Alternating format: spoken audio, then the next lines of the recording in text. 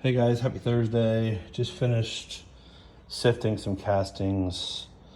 This is them right here. Pretty. I didn't even use the smallest one. I just used, I don't even know what size it is, but I used the biggest one that comes with this right here. Had about 28 cocoons, lots of babies. They all went back into the VermiBag.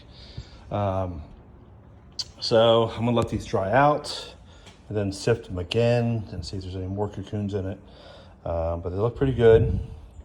So a lot of it is it's really good actually. It's really nice. It's pretty. I did have a lot of babies that were hatched, and then also in my other bin, which is right here, I have a lot of babies that must have hatched because they were all on the top.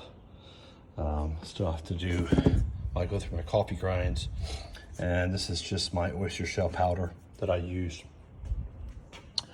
for them for grit.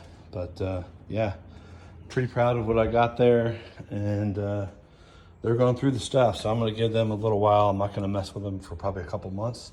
Since summer's coming, it'll warm up and they'll start tearing up the food. And we'll go from there. Just wanted to show you what my castings look like.